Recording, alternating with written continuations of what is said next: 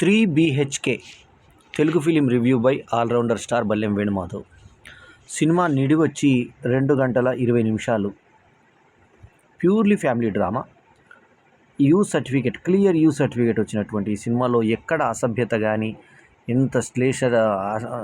ఎటువంటి శ్లేష అలంకారాలు కానీ, డబుల్ మీనింగ్ అంటే ఎటువంటి ఇవి లేకుండా చాలా నీట్గా తీసిన ఈ సినిమా విడుదల తేదీ 4 జూలై 2025 శుక్రవారం రోజు ఈ సినిమా విడుదలైంది. ప్రభు యొక్క జీవితం ఈ సినిమాలో చూపిస్తారు. ప్రభుగా సిద్ధార్థ్ 14-15 సంవత్సరాల కుర్రాడిగా కూడా డిఐ ద్వారా మరి సాధించారు, అలా చూపించారు. ఒక చిన్న నల్ల పులిపిరితో ఒక చామంచాయ్ అమ్మాయి, దాదాపు నలుపుగా ఉంటుంది, ఆ అమ్మాయిని హీరోయిన్గా పెట్టడం కూడా ఒక సాహసమే. ఇక సిద్ధార్థ్ పేరు ముందు వేసి సుప్రీం స్టార్ శరత్ కుమార్ పేరు తర్వాత వేయడం కొంచెం పంటి కింద రాయిలాగా అనిపించింది. ఎందుకంటే శరత్ కుమార్కు ఒక స్టేచర్ ఉంది, అతను మండే సూర్యుడు లాంటి ఒక సూపర్ హిట్లు ఇచ్చాడు. సిద్ధార్థ్ కన్నా ఎన్నో రెట్లు పెద్దవాడు, గౌరవనీయుడు. మరి విలన్గా చేసి తర్వాత హీరోగా ఎంతో సక్సెస్ అయిన శరత్ కుమార్ పేరు సుప్రీం స్టార్ అని మెన్షన్ చేసినా కూడా హిందీలో ఉండే సాంప్రదాయం ఫస్ట్ పేరు సీనియర్స్ హీరోలు వేస్తారు. అమితాబ్ బచ్చన్ లాంటి వాళ్ళు స్పెషల్ రోల్ వేస్తే ముందు షారుఖ్ ఖాన్ లాంటి హీరోలు ఉన్నా కూడా అమితాబ్ బచ్చన్ వేసిన తర్వాతే షారుఖ్ ఖాన్ వేస్తారు. అట్లా సుప్రీం స్టార్ శరత్ కుమార్ పేరు వేసి తర్వాత వేయాల్సింది. ఈ మధ్య వచ్చిన కన్నప్ప సినిమాలో అద్భుతమైన నటన ప్రదర్శించినటువంటి శరత్ కుమార్ ఈ సినిమాలో కూడా పర్ఫార్మెన్స్ సూపర్. అట్లాగే సిద్ధార్థ్ కానీ శరత్ కుమార్ కానీ ఓన్ డబ్బింగ్ చెప్పుకోవడం కూడా ఈ సినిమాకి యాడెడ్ అడ్వాంటేజ్ అయింది. ప్రభు పాత్రలో సిద్ధార్థ్ నటించిన ఈ సినిమాలో అతని పక్కన చెల్లెలుగానేమో మీతా రఘునాథ్, ఇక హీరోయిన్గానేమో చైత్ర ఆచార్, ఆ తర్వాత యోగి బాబు ఏమో బ్రోకర్గా చిన్న పాత్రలో నటించినటువంటి ఈ సినిమాలో మనల్ని ఆకట్టుకునే సన్నివేశాలు ఎన్నో ఉన్నాయి, ఒకటని కాదు చాలా ఉన్నాయి. సో ఈ సినిమాకి ముందు డైరెక్టర్ గురించి చెప్పుకుందాం. ఈ సినిమాకి writer cum director Sri Ganesh, తర్వాత Arun Viswa producer, Amrit Ramnath music, Dinesh Krishnan cinematography, Jithin Stanislaus cinematography, ఇద్దరు సినిమాటోగ్రఫర్లు, Ganesh Siva editing, Vinod Raj Kumar art direction ఉపకరించాయి.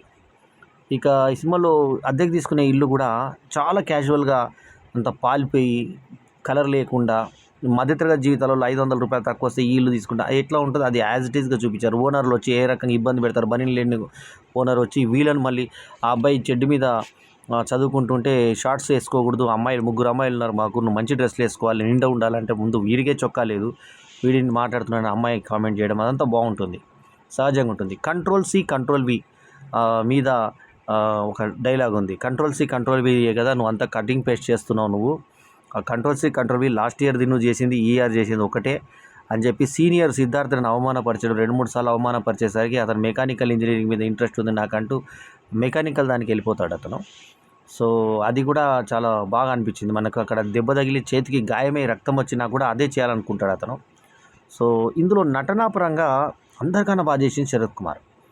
So Sarath Kumar తర్వాత దేవయాని చాలా అత్యద్భుతంగా తల్లి పాత్రలో రాణించింది. దేవయాని గురించి చెప్పుకోవాలి ప్రత్యేకంగా. సుస్వాగతం హీరోయిన్గా చేసిన దేవయాని, నాని సినిమాలో మహేష్ బాబుకు హీరోయిన్గా చేసిన తల్లిగా చేసిన దేవయాని ఈ సినిమాలో అద్భుతమైనటువంటి పాత్ర చేసింది. అట్లాగే సిద్ధార్థ్ అంత ఏజు, దాదాపు నాకన్నా పెద్దవాడు ఆయన. సో అంత ఏజ్ ఉన్నటువంటి సిద్ధార్థ్ని కుర్రోడ్లాగా మన టీనేజ్ బాయ్ లాగా, ఇంటర్మీడియట్ బాయ్ లాగా చూపించారంటే అది డిఐ పుణ్యము. సో ఆ తర్వాత అతను ఒక నల్లటి అమ్మాయిని ఇష్టపడుతుంటాడు, క్లాస్మేట్ని. ఆ తర్వాత ఆ పిల్ల మిస్ అయిపోతుంది. అక్కడ కూడా కృతజ్ఞంగా ఉంది, ఎందుకు మిస్ అయిపోయిందనే దానికి ఏదో ఆమె రీజన్ చెప్పినా కూడా అది అంత అతకల్లా. చివరికి ఆ అమ్మాయి ఇక్కడ సేల్స్ గర్ల్గా ఇతను పెళ్లి కుదిరినప్పుడు, ఇతనికి అభిప్రాయాలు ఇష్టపడని ఒక అమ్మాయితో పెళ్లి కుదిరినప్పుడు అంత డామినేటింగ్ నేచర్ ఉన్నటువంటి తండ్రి కూతుర్లను చూసిన తర్వాత అతను మనసు మార్చుకొని వెంటనే రేప్ ఎంగేజ్మెంట్ అనగా క్యాన్సిల్ చేసుకొని ఆ అమ్మాయితో పెళ్లి చేసుకుంటే తండ్రికి మాట్లాడాడు. అంతకుముందు కథ అంతా ఏంటంటే 3 బెడ్రూమ్ ప్లాట్ కోసం వీళ్ళు మధ్యతరగతి జీతం వల్ల డబ్బు జమ చేసుకుంటారు. మొదటిసారి జమ చేసుకున్నప్పుడు ఇతనికి హార్ట్ స్ట్రోక్ వచ్చి అక్కడ ఆగిపోతుంది. రెండోసారి ఏమో ఆ ధరలు పెరిగిన తర్వాత 15 లక్షలు అన్న బడ్జెట్ కాస్త 25 లక్షలు అయితే వీళ్ళు ఏదో బడ్జెట్ చార్ట్ వేసుకొని ఏదో తయారు చేసుకుంటే ఇతను హార్ట్ స్ట్రోక్ వచ్చేసరికి ఫస్ట్ అటాక్ వచ్చినప్పుడు చేస్తారు.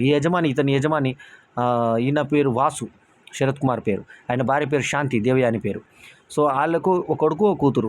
కొడుకు సిద్ధార్థ్, కూతురు ఇందాకే చెప్పినట్టుగా మీతా రఘునాథ్ చాలా బాగా చేసింది. ఆమె కూడా చాలా సహజంగా చేసింది. ఆమె టీనేజ్లో ఉన్నప్పుడు చిన్నపిల్లలాగా చేసింది. ఆమె డ్రెస్లు వేసుకున్నప్పుడు కూడా ఎక్స్పోజింగ్ టైప్లో చిన్నప్పుడు ఉన్న మామూలుగా అంటే ఇంట్లో కదులుతున్నటువంటి డ్రెస్తో ఉంటుంది.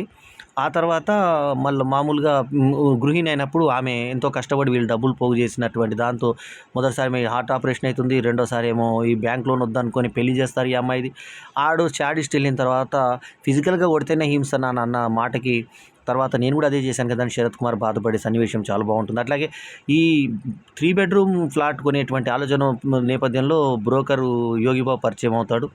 సో మొత్తానికి ఏంటంటే లాస్ట్కు యోగిబాబుకు వీళ్ళు 2% కమిషన్ ఇవ్వకుండానే వీళ్ళు కొనుక్కోకుండా వీళ్ళ యొక్క కష్టాలు అని చేసుకుంటే లాస్ట్కి చివరాఖరికి ఎంతో కష్టంగా సిద్ధార్థ్ తన జీవితంలో తన ఉద్యోగం చేస్తున్నటువంటి దగ్గర నుంచి మారిపోయి సొంతంగా కష్టపడి పైకి వచ్చి రిపేరర్గా పేరు తెచ్చుకొని ఎక్కడనో బయట నుంచి జపాన్ నుంచి తెద్దాం అనుకున్న టెక్నాలజీ కూడా ఇతను రిపేర్ చేసి శభాష్ అనిపించుకొని మొత్తానికి సక్సెస్ అయ్యి జీవితంలో ఆ తండ్రికి ఆయన కలలు కన్నటువంటి ఫ్లాట్కి తీసుకురావడం ఎండ్ అనమాట.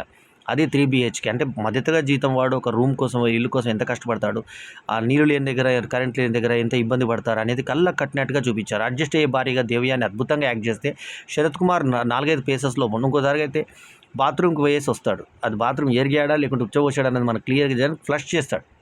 అది మాత్రం చూపిస్తాడు. బయటకు వచ్చిన తర్వాత నాకు అడుగడుగున బాత్రూమ్ వస్తుంది అన్న టైప్లో మాట్లాడితే లేదు నాన్న చూద్దాం పదా అని చెప్పి అది తీసుకెళ్ళడం, తండ్రికి ఆ ప్లాట్ ఒప్పించుకొని తీసుకొని రావడం అదంతా కూడా చాలా బాగా అనిపిస్తుంది. అట్లాగే ఆ మధ్యతరగతి జీవితంలో ఏ రకమైన ప్రాబ్లమ్స్ ఉంటాయో కళ్ళ కట్టినట్టుగా అనిపించింది. ఆ తండ్రి పాత్రలో శరత్ కుమార్ చూపించిన హావభావాలు, నటన అద్భుతంగా ఉంది. డైరెక్షన్ కూడా శ్రీ గణేష్ రచన గురించి, దర్శకత్వం గురించి ప్రత్యేకంగా మాట్లాడుకోవాలి. తెలుగు తమిళ భాషలో రూపొందినటువంటి ఈ సినిమా అద్భుతమైన సినిమా 3 BHK. ఈ సినిమాకి నేను ఇస్తున్నటువంటి రేటింగ్ 4/5. నేనైతే చాలా సన్నివేశాల్లో కంటతడి పెట్టాను. అంత హృదయానికి హత్తుకునే విధంగా హృదయంగా తీశారు సినిమాని. చాలా కళాత్మకంగా కూడా తీశారు సినిమాని. సో ముఖ్యంగా సిద్ధార్థ్ నటన కన్నా శరత్ కుమార్ నటన బాగా అనిపించింది. సిద్ధార్థ్ కూడా ఒదిగిపోయాడు ఆ పాత్రలో. అట్లాగే దేవయాని కానీ వీళ్ళు చెల్లెల పాత్ర చేసిన ఆమె కూడా చాలా బాగుంది. కొన్ని సర్కమ్టెన్స్లలో ఆమె బర్స్ట్ అయినప్పుడు కింద పడేసి భర్త నెత్తిపోలు కొట్టినప్పుడు సన్నివేశంలోను, తమ్ముడు దగ్గరికి వాసు ఇతను వెళ్ళినప్పుడు ఆ తమ్ముడు చూపించిన హావభావాలు, అతను పేరు పెట్టి పిలవడము, ఫంక్షన్స్కి వెళ్ళినప్పుడు అవమానకరంగా భోజనాలు రెడీ అయినాయి తినిపోండి అని అనడం, ఇవన్నీ కూడా హృదయంగా లాస్ట్కు ఆ కేసు పెట్టుకున్నప్పుడు వద్దనుకొని వీళ్ళు డ్రాప్ చేసుకోవడం అదంతా కూడా సహజంగా మన ముందు కళ్ళ ముందు జరుగుతున్నటువంటి జీవితాన్ని చూపించారు. 3 బెడ్రూమ్ ఫ్లాట్ కోసం వాళ్ళు ఫస్ట్ బడ్జెట్లో ఏ లెక్కకేసుకుంటారు, ఎక్స్ట్రా ఇంత సంపాదించుకోవాలి, ఆమె మురుకులు చేసుకుంటూ చక్రాలు చేస్తూ ఈమె సంపాదించేటువంటి పరిస్థితి, నా కూతురు సహకరిస్తుంది కదా అని చెప్పడము, ఇతనేమో పార్ట్ టైం జాబ్ చేస్తూ బుక్స్ కొనుక్కోవడం సిద్ధార్థ్, తన ఫ్రెండ్కి ఒక జాబ్ రావడం, ఆ జాబ్ వచ్చిన ఫ్రెండ్ చాలా గరీబోడు కూడా మంచివాడిని సెలెక్ట్ చేశారని ఎన్నో ఇంటర్వ్యూలైనా we will meet you again అన్నప్పుడు ఇంకా నాకు జాబ్ రాలేదు కదా సార్ అని బాధపడుతూ వెళ్ళిపోవడం, లాస్ట్కి జాబ్ రావడం, జాబ్ వచ్చిన తర్వాత అక్కడ అతను పడే బాధ కష్టము ఏంటి అనేది ఎంతో హృదయంగా కళ్ళకు కట్టినట్టుగా మధ్యతరగతి జీవితాన్ని చూపించిన 3 BHK అనే ఒక సంఖ్య ప్లస్ ఒక ఇంగ్లీష్ లెటర్స్ తోటి ఈ టైటిల్ రావడము, ఈ శరత్ కుమార్ నటనను మనం ఆకట్టుకునే విధంగా చేయడం చాలా అందంగా అనిపించినటువంటి ఈ సినిమా మధ్యతరగతి జీవితాన్ని ఇష్టపడే ప్రతి ఒక్క వాళ్ళు, అంటే మధ్యతరగతి జీవితాన్ని చూసిన వాళ్ళు ఎవ్వరు కూడా తనని మిస్ కాలేరు, ఆ సినిమాలోంచి బయటకు రాలేరు. అంత అద్భుతంగా నాకైతే మళ్ళీ చూడాలనిపించింది సినిమా, అంత బాగా అనిపించింది. ఓకే, ఈ సందేశం నాకు చాలా అద్భుతమైనటువంటి సినిమాగా అనిపించినటువంటి సినిమాకి నేను ఇచ్చిన రేటింగ్ ఇందాకే విన్నారు కదా. మరోసారి 4/5 ఇస్ మై రివ్యూ రేటింగ్. ఈ రివ్యూ కనుక మీకు నచ్చితే లైక్ చేయండి, కమెంట్ చేయండి, షేర్ చేయండి, మా ఛానల్కు తప్పకుండా సబ్స్క్రైబ్ చేయండి. ఎల్లప్పుడూ మీ ఆదరాభిమానాలను ఆశించే మీ ఆల్రౌండర్ స్టార్ బల్లెం వేణుమాధవ్. నమస్తే, జై హింద్.